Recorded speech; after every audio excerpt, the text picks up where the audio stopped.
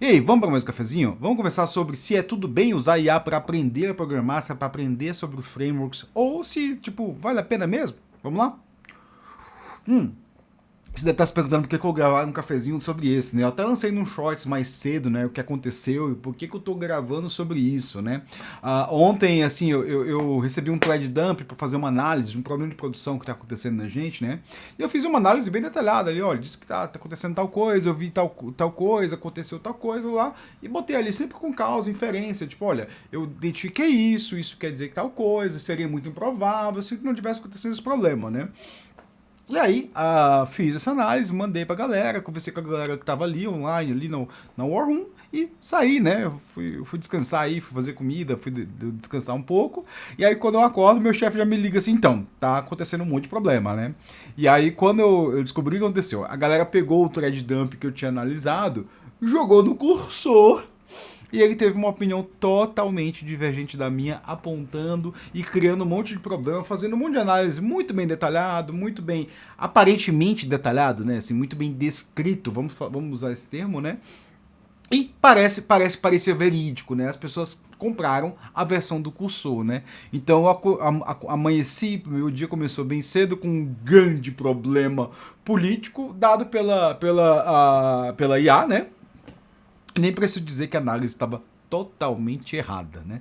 Tava tudo errado, né? Então, assim, se alguém de um dia falar assim, não, porque eu aprendo usando o cursor, você pode até achar assim, beleza, ou a pessoa tá assim, pegando coisas que são meio básicas, meio comuns, assim. Se você for lá pegar e cursor ou chat GPT, né? Eu recomendo que você use o DeepSeek, né? Para mim, ó, as melhores das IAs que tem é o DeepSeek. Faça a pergunta lá no DeepSeek, peça alguma coisa para ele. Se você quiser fazer, principalmente porque tem o gratuito é bom, né? Deles, dá para usar, né? Não é que nem esse chat GPT que fica bloqueando direto, né?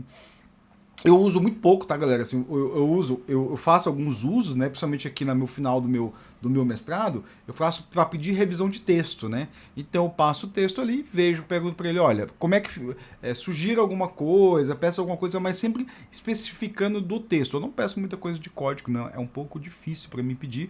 Por quê? Porque eu trabalho eu trabalho no nicho, meu trabalho, o meu framework é muito nichado, né? Eu trabalho com Kafka Streams, nem com Kafka, né? Nem com a parte Kafka, é com Kafka Streams mais especificamente, então assim, acaba tendo uma dificuldade muito grande. Mas vamos entrar um pouquinho a fundo, né? Por que é complicado a gente usar, né? E aí eu já te digo assim, se você quiser usar, sinta-se à vontade, a escolha é sua, né? Você pode usar para aprender ali, quero aprender a programar. Eu vou usar ali o DeepSeek ali, o ChatGPT, qualquer outra coisa para aprender a programar. Eu acho que assim, tudo bem. Só não leve como final tudo que ele fala, né? Sempre tem o quê? Um segundo passo de verificação. E isso é muito importante. Você tem que ter sempre o segundo passo de verificação. E se você ficar até o final, você vai saber por que disso, por que isso é muito importante. Assim, a gente acha que ChatGPT respondeu. ChatGPT não responde bolhufas, tá? Já te digo aí, né? Ele só gerou um texto ali que ele pode ser uma resposta ou pode não ser uma resposta. Você tem que entender o que é uma resposta, né? Mas vamos voltar aqui, né? Por que usar o chat GPT não é tão bom, né? Porque o ChatGPT, ele basicamente, essas tecnologias, né, que eu vou chamar aqui de IA generativas, né, é um tipo de IA, né, isso não é uma IA, né, a IA é um campo muito amplo de estudos, eu gosto bastante de IA, principalmente nas IAs mais clássicas ali, que fazem buscas em árvores, né, que modelam o ambiente, fazem buscas para encontrar o melhor resultado dado uma função heurística, né, isso é IA, né. O que eles fazem basicamente? Eles criam uma rede neural e essa rede neural é basicamente como se fosse uma grande regressão linear. Se você não sabe o que é uma regressão linear, procura no Google aí que você vai achar, né?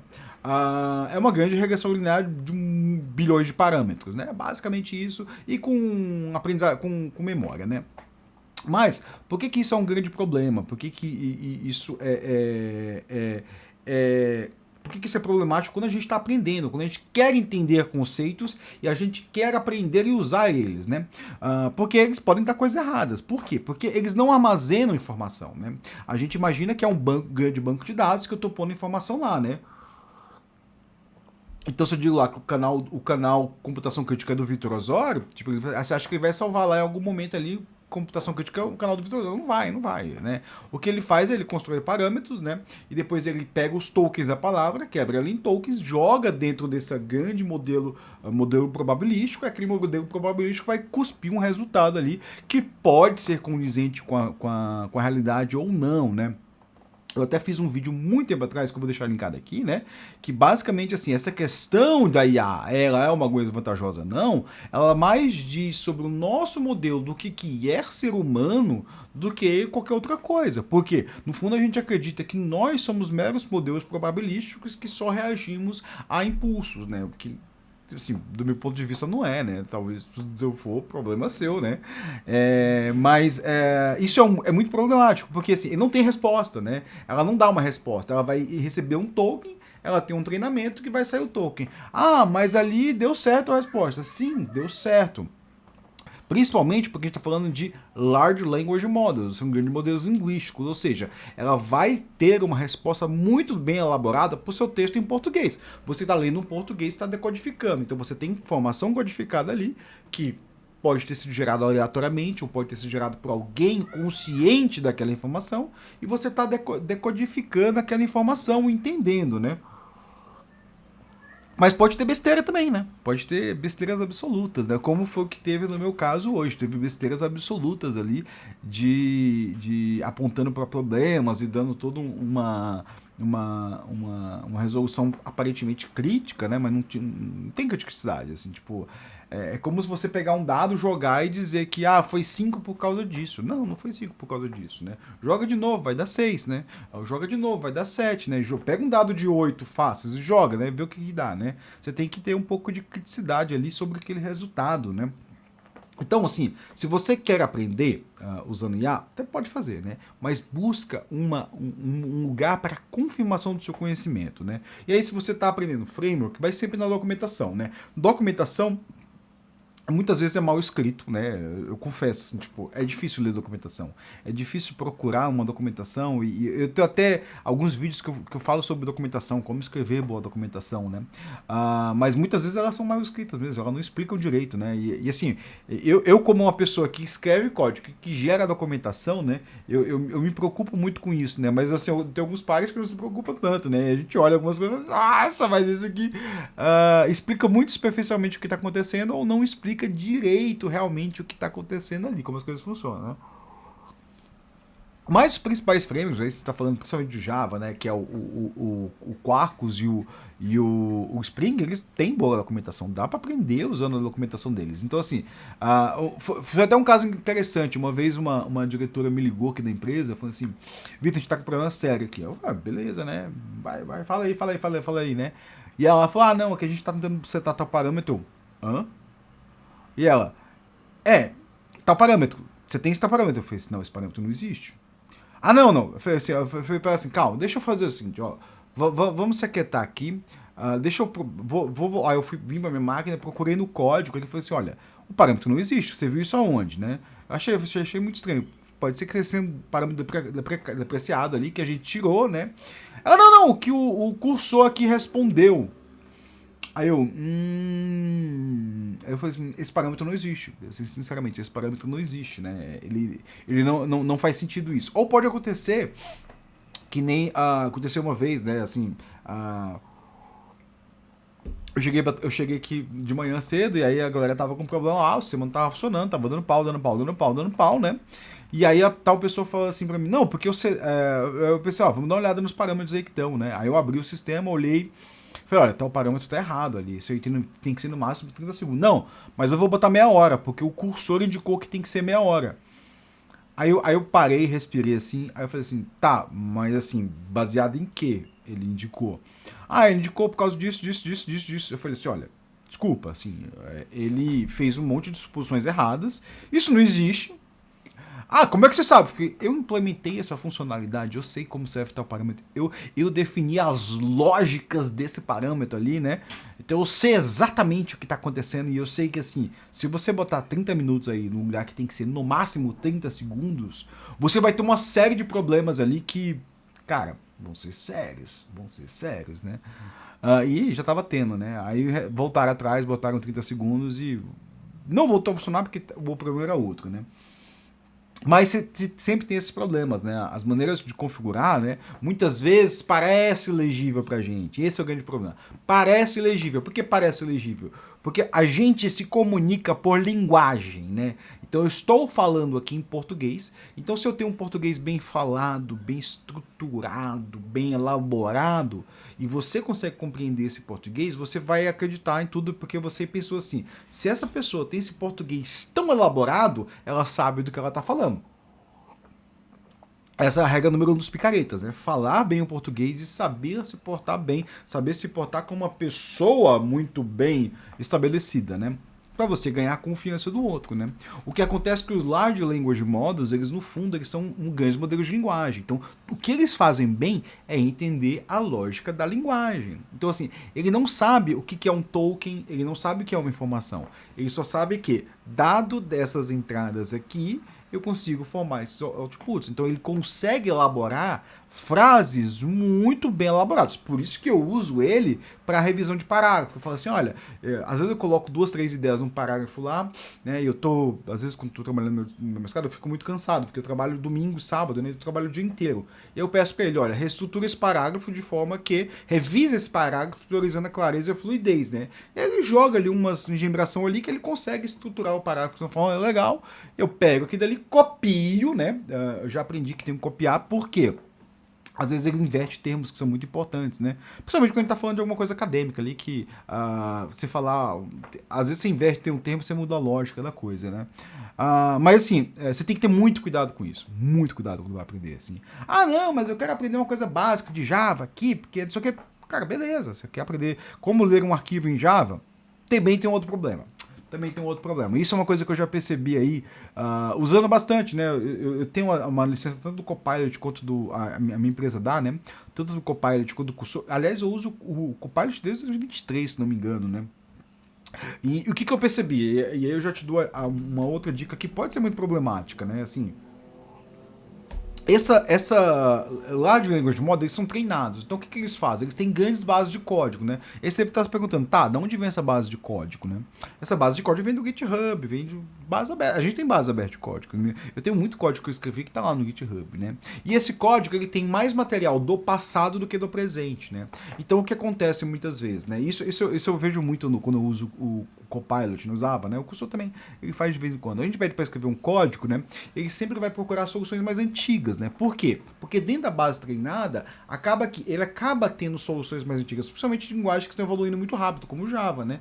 O Java ali, hoje eu uso Isso é interessante.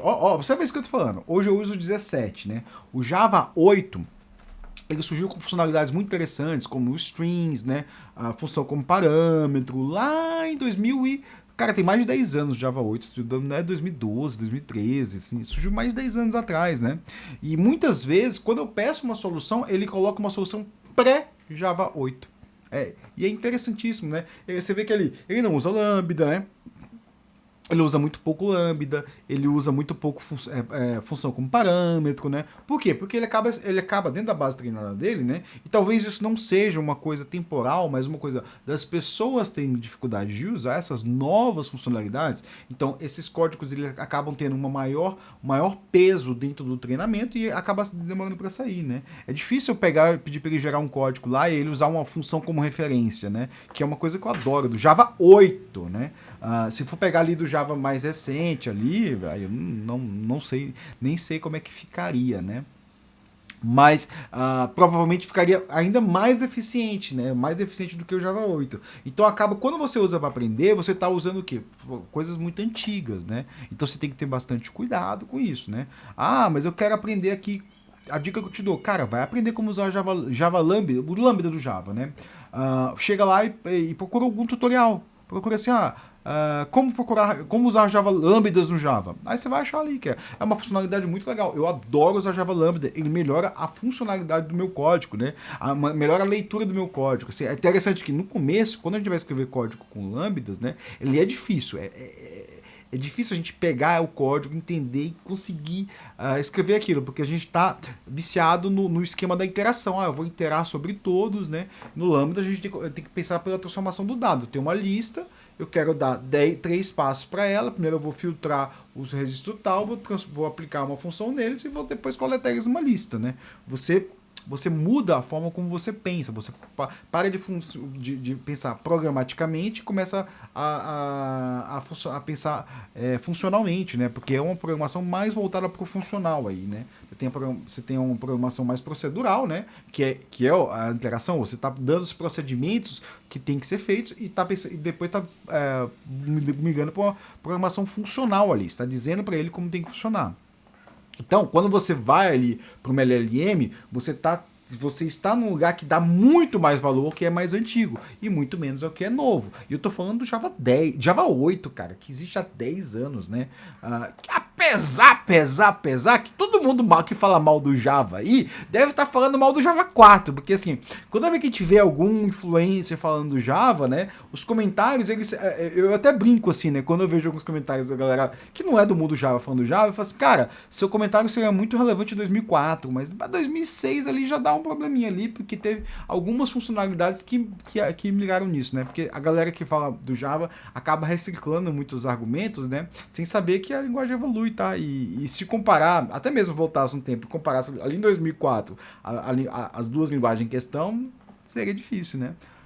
Só para ter uma ideia, JavaScript em 2004 não tinha requisição Ajax, né? Então era uma coisa bem limitada.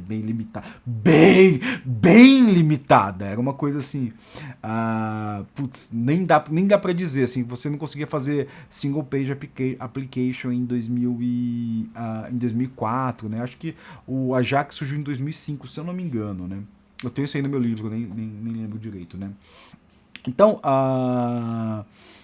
isso é uma das questões. Uma outra questão que eu poderia levantar, e eu deixei pro final essa, assim, se realmente a gente precisa usar LLM para aprender. Realmente a gente precisa. Eu sei que é mais fácil, né? Você elaborar uma pergunta e pedir para uma pessoa a resposta. Mas, cara, a gente tem outras coisas aqui que podem ser muito mais úteis. Eu vou listar duas, né? Assim, a gente tem uma base de livros, de tutoriais ali na internet que são gigantescas. Aliás, os LLMs foram treinados em cima dela, assim. Se é provável que ali tem erro, e tem muito tutorial com erro, né? Eu já digo isso, assim. A galera não costuma testar tutorial. Muitas vezes tem pessoas que copiam o tutorial sem validar que eles estão errados, né? Eu já vi isso, já. Uma vez eu tava tentando fazer uma coisa em Docker, aí eu achei um tutorial errado, eu achei um outro mesmo igual. Aí eu vi assim, pô, tem vários tutoriais iguais, eu vi que a galera copiava, na época que os blogs eram famosos ainda, né? A galera copia, né, os tutoriais e muitas vezes não funcionam, né? Então, até você achar o tutorial certo, é difícil, mas aí você vai estar aprendendo também, cara. Quando você pega um tutorial e você vê que ele é errado, você aprendeu alguma coisa. Você aprendeu que aquele não é o caminho, né? E aí você pode compartilhar em algum lugar que aquele não é caminho. Você faz o tutorial certo, faz um post de blog e publica isso em algum lugar. Sei lá, pode fazer isso, né? É uma forma de aprendizado, isso, aliás, muito mais útil para você, já te digo assim, né? É bem capaz de você lembrar o momento que você fez um post de blog no futuro do que o momento que você leu uma resposta no chat GPT ou no DeepSeek da vida, né? Outra coisa que você pode fazer é perguntar, cara. Você tem redes sociais aí, bicho, abre o Blue Sky aí, pergunta, marca alguém aí. Eu quero fazer tal coisa, né? Muitas vezes. E isso é bem real, assim. Muitas vezes o que você quer fazer, às vezes não, as pessoas nem sabem explicar direito, né? O que quer fazer, né? Mas muitas vezes só de você tentar explicar, você já tentou achar ali o que quer, né? Então, assim, pergunta, cara, pede ajuda para alguém dentro da sua empresa, pede ajuda pro sênior ali, fala assim, ó, beleza, como é que eu aprendo tal coisa, como é que eu sei tal coisa, né? Como é que eu faço uma boa query JPA pro JPA aqui, né? Como é que eu faço uma boa query pro Hibernate aqui, que é uma das grandes dificuldades, né? Assim, um dos grandes problemas de Java, né? Eu já digo isso aqui, né? Eu tenho um cafezinho meu sobre isso, vou deixar linkado aqui, né? É que, o Java usa muita memória. Eu falo num cafezinho que não é o Java que usa muita memória. É você que não sabe escrever query direito, que é um erro comum, né? Eu já digo assim, não se culpe por não saber. Talvez nunca te dê uma dica, falou que existe o problema do N mais 1, né? Então, galera, esse era meu cafezinho, né? Assim, eu falei bastante como assim, como muitas vezes não é legal a gente usar. A gente até pode usar, galera. Se você for uma coisa muito básica, quer aprender como criar thread, quer aprender como ler arquivo. Eu vou finalizar com uma coisa muito legal que uma vez eu li no Twitter e eu fiquei assim, eu achei que era só eu. Assim, quem é dev Java das antigas nunca lembra como ler um arquivo. Isso é comum, tá, galera? É super comum. Aí sempre procura no Google como ler arquivo em Java, né? E aí é interessante que quando a gente procura no Google, as primeiras respostas que vêm são as antigas e as erradas, né? Ah, lê o Buffer Reader, não sei o que às vezes a gente até usa, né? Eu uso o Buffer Reader, né? Mas elas têm maneiras mais fáceis ainda que não estão no Google, né? O Google não dá tanto peso para elas, porque muitas pessoas, o Google, da mesma forma que a IA, né? Ela funciona sobre referência. Então, assim, surge quem surge primeiro é quem paga mais, né? Se for no Google, os primeiros são os que pagam, depois é quem tem mais links para lá, né? E aí quem tem mais links sempre é os mais antigos, os que já se estabeleceram ali, né? Para você pegar uma resposta nova ali, mais elaborada, que chega numa boa posição, é mais difícil. Então ali, como é que lê o arquivo? No Java 7 tem um monte de nova funcionalidade ali, um monte de nova APIs que lê fácil o arquivo, né? Mas a gente tá lá preso no Java 4, no Java 3, né? Então é isso aí, galera. Eu espero que você esteja aprendendo Java bem aí, Bash. Bash é um negócio que, assim, que eu tenho até alguns livros bons de Bash, né? Tem um livro que eu comprei de um camarada aí que é muito bom, né? Uma hora eu dou uma dica dele aí, eu compartilho. Eu li algumas coisas, me ajudou bastante, mas Bash eu acabo apenando para escrever, porque eu escrevo muito pouco Bash, né? Eu escrevo Bash, quando eu preciso, eu escrevo muito. Eu escrevo. Bash eu tô falando de script, né? Script shell, né? Eu acabo usando muito pouco, porque eu acabo usando o JBang, que é tornar o Java como script. Até porque, assim, muitas vezes o que eu preciso de script, eu preciso de biblioteca Java. Abre um arquivo tal, que tem um formato, não tem tanto em Bash, né? Mas é isso aí, galera. Eu espero ter te ajudado. Eu espero que, se você achou esse vídeo interessante, se você gostou, o que eu te peço? Eu te peço que você dá um like, compartilha, comenta, manda naquele grupo de zap da sua tia-avó, que eu acho que a sua tia-avó ela quer aprender um pouquinho mais, porque sua tia-avó é aquela pessoa que confia muito em LLM, né? Eu acho que você tem cara, né? Então é isso aí, pessoal. Muito obrigado e boa tarde pra vocês. Ou bom dia, boa noite, sei lá. Isso aí. Valeu!